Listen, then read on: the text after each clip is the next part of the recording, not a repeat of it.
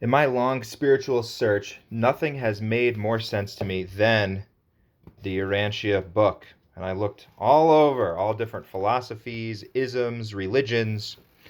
This one works on all levels, and therefore it is uplifting, spiritually, mentally illuminating, and it also has the power to not only individually uplift, but change our world as a collective. Remember, something has to fit on all levels. If there is something that is not fitting, then that is your sign that truth is not being completely replete in its presentation. One of those levels is philosophical. For instance, the philosophical question, why would God allow all of these things to happen here on earth? Why would he allow innocent children to suffer and this sort of thing? Why wouldn't he just wave his hand and make everything perfect? Well, this is answered in the Urantia book with this concept of Havona, universe ages, and Havona natives. These are beings, living beings, who are created in perfection. They never go astray. They never make a mistake. Let's learn about them, and we will learn more about how this universe age, the one that we are currently in, is not about creating perfect beings. It's creating evolutionary origin beings like ourselves, and evolutionary time-space origin planets. Okay, the Havona natives are the direct creation of the Paradise Trinity, and their number is beyond the concept of your circumscribed minds. We are not the direct creation of the Paradise Trinity. We are evolutionary origin beings. Neither is it possible for Urantians, our people that live on our planet, to conceive of the inherent endowments of such divinely perfect creatures as these Trinity origin races of eternal universe, even beyond our angelic beings that help us day to day. You can never truly envisage these glorious creatures. You must await your arrival in Havona. See, we journey to this state. They started out in this state. We progress world after world, life after life, in an endless progress. Well, not endless, but until we arrive at Havona, when you can greet them as spirit comrades. We have to attain those levels. That is what this universe age is about. The universe age which created Havona in its perfection that's a past universe age, okay? That was completed. Wow, we have a billion perfect worlds with, oh, here we go. During your long sojourn on the billion worlds of Havona, see the vastness? You will develop an eternal friendship for these superb beings. You see how we're dealing with this time scope that we're dealing with? A billion worlds. And how deep is that friendship which grows up between the lowest personal creatures, that's us, from the worlds of space and these high personal beings native to the perfect spheres of the central universe. Ascending mortals in their long and loving association with the Havona natives do much to compensate. Here we go. This is why this is taking place, folks. For the spiritual impoverishment of the earlier stages of mortal progression. You see, they are bringing this perfection to the table, which we don't get having come up from these worlds that do have all of these difficulties. At the same time, through their contacts with ascending pilgrims, the Havoners gain an experience which to no small extent overcomes the experiential handicap. That's what they have, an experience. They don't know what it's like to sit there and cradle your baby while it was just in a car accident or something like that, right? So not that negative experience is good. We're not saying that, as far as, well, no inherent good can come from any evil. That would be maybe a drunk driver hit you in the car or something like that. Not just a pure accident of time and space, because accidents of time and space are a different thing. They are this scenario that I'm painting right now. Drunk driver gets behind the wheels. How many millions of times that has happened? I have no idea what the statistic is, but it does.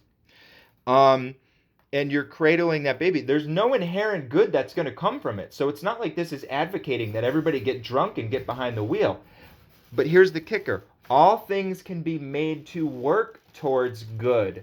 So if that mother has faith in God and transforms this event, works with the divine angels around her, the spirit fragment within her, to transform this event into a learning experience, a completion and repletion of her knowledge of events, then that is how that evil experience is being made to work towards good. Inherently, on its own, it's not good. So there's that experiential handicap. Well, Havona doesn't know how to do that because they have just always made perfect choices. They don't get behind the wheel. They don't have to deal with that, of having always lived a life of divine perfection. The good to both ascending mortal and Havona native is great and mutual. You see how this needs to take place. Both of these universe ages need to take place for a fulfillment of all divine aspects. Havona natives, like other Trinity origin personalities, are projected in divine perfection. And as with other Trinity origin personalities, the passing of time may add to their stores of experiential endowment. So they are, growing in experience. But unlike the stationary sons of the Trinity, Havoners may evolve in status, may have an unrevealed future eternity destiny. So this isn't unrevealed. This is the third universe age then that we're talking about. Why are we combining Havona natives with, these evolutionary origin beings to create this experience? Well, this is unrevealed. What is going to happen with all this when all is said and done? And even the worlds of time and space attain perfection, and they get their shit together on planet Earth and, transform that into a heavenly sphere. What happens when all of the planets get transformed into that, the billions of inhabited worlds? This is the unrevealed eternity destiny. So we're dealing with these universe ages. This is illustrated by those Havoners who service factualize capacity for fusion with non-adjuster father fragments and so qualify for membership in the mortal core of finality. Look at this word, mortal. That's us. This is what we eventually attain when we even go beyond Havona and into the central isle of paradise. Havona is heavenly, but it is not the ultimate level. Central isle of paradise is. And there are other finaliter core open to these natives of the central universe. So we reach the level where we both are entered into the same core of finality as these perfect beings. The status evolution of Havona natives has occasioned much speculation on Uversa, being the local universe, or it might be the super universe capital, since they are constantly filtering into the several paradise core of finality. And since no more are being created, see, that's the past universe age. Havona natives are done, even though it's a staggering number. It is apparent that the number of natives remaining in Havona is constantly diminishing. The ultimate consequences of these transactions has never been revealed to us, but we do not believe that Havona will ever be entirely depleted of its natives. So some of them are just going to tarry around. I say that like it's a boring thing, but I mean, you can't even comprehend the glory here.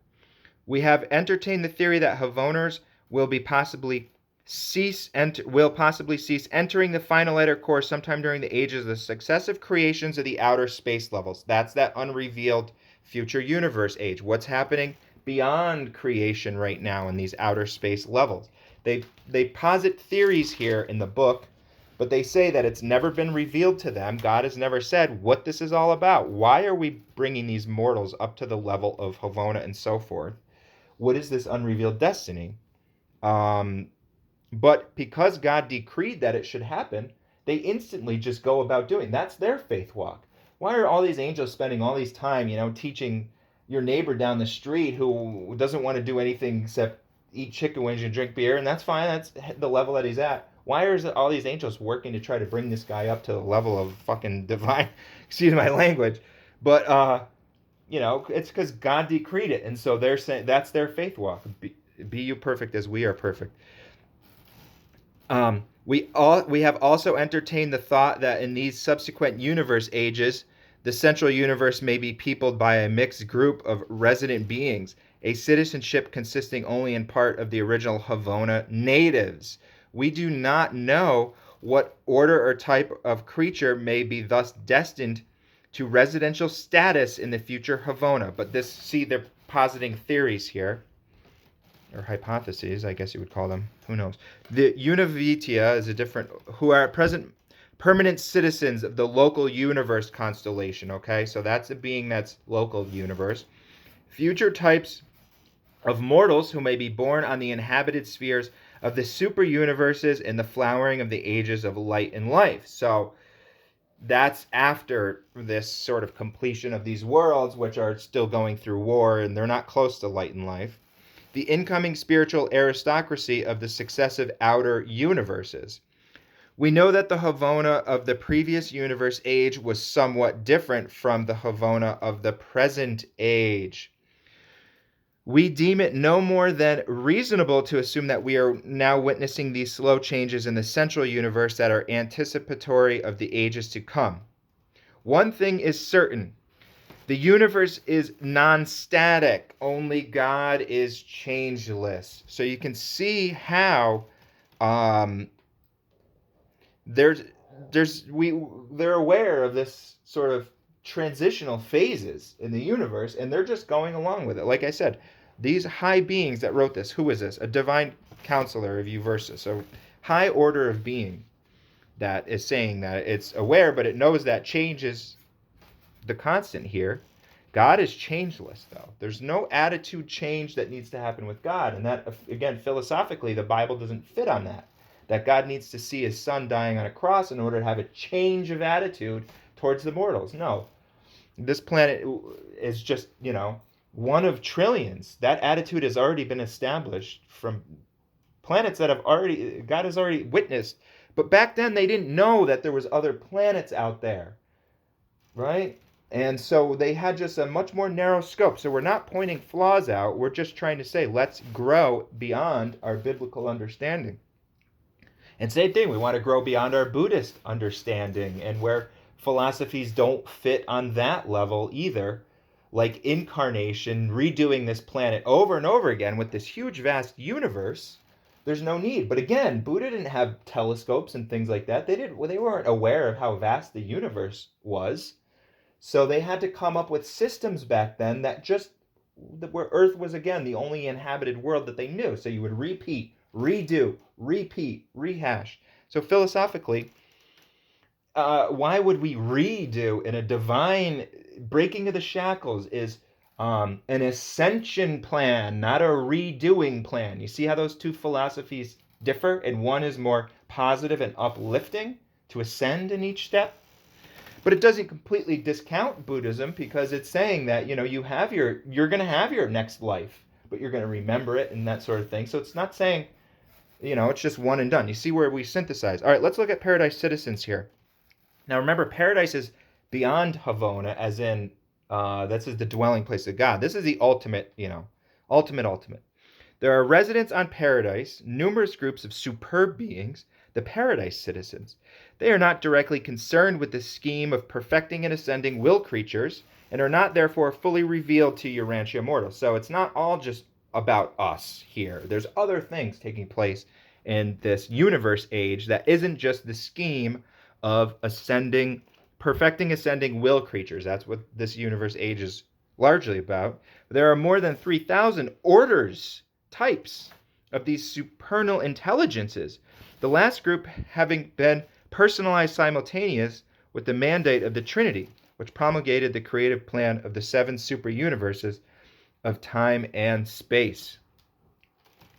Paradise citizens and Havona natives are sometimes designated collectively as Paradise Havona personalities. This completes the story of those beings who are brought into existence by the Paradise Trinity. This is what this... Oh, I'm sorry. We're on page 221. A little late now. But this is beings that are coordinate Trinity origin beings that are brought into existence directly from the Trinity here. There's many of them. Remember, we're just kind of glancing over this. Highest sense. They are all free will endowed, but none of them have gone astray. You see that? So they could choose to go astray because they're not robots, but they just don't because they're much wiser. Trinity origin beings possess prerogatives of transit which makes them independent of transport personalities such as seraphim. Beings like us, we need transport seraphim. We all possess the power of moving about freely and quickly in the universe of universes. Accepting the inspired Trinity spirits, we cannot attain the almost unbelievable velocity of the solitary messengers. So they have different velocities. They're still governed by these various superphysics, I guess you would call it, but we are able so to utilize the sum total of the transport facilities in space that we can reach any point in the super universe from its headquarters in less than 1 year of Urantia time. Damn, that's a long time. Well, I know how vast, I mean, it's so fast. 1 light year away is tiny in this universe, so you can see just how vast it is. And not only how vast, but how quickly these beings are going, that they can reach these in just 1 light year. It required 109 days of your time for me to journey from Uversa to Urantia. So there's still a long, it's not instantaneous, which I find to be quite interesting. Though these same avenues we are enabled to intercommunicate instantaneously, our entire order of creation finds itself in touch with every individual embraced within every division of the children of paradise, save only the inspired spirits, presented by a divine counselor of Uversa. Okay, so there it is, folks. The paradise citizens and the Havona natives, beings that we will have close interrelationships. And I'm sure because of the spiritual broadcast and things, they're probably even aware right now that we're learning about them. So this isn't just, some far off thing, but it does answer. God's already created the Havona natives and a billion perfect worlds. So to just reduplicate that in time and eternity would just be useless duplication, which is not something that's done in the universe. This is the evolutionary origin age. However, having said that, even though that all of these difficulties are being experienced by us, there's a divine over-control of the planet. So it's not like anything is in flux. It's not like there's this battle in heaven over Lucifer, thinking that he's going to gain some ground here, anything like that. Nothing of spiritual value is ever lost or wasted. And justice is inherent in the universe. So it's this over-control that allows this happen. It's like a kid's kindergarten class. And it's not going to go out of the sandbox, all of the little insults and garbage and things like that. It doesn't make them good in the sandbox, but it's allowed to take place because of all of this repletion of experience that needs to take place between combining these perfect beings with what is the word? With evolutionary. That's not the word I was looking for, but it doesn't matter. Okay, folks, we will see you in the next... Oh, I started an Instagram too, so check out the Instagram, like and subscribe. I'll put a link in the video. All right, take care.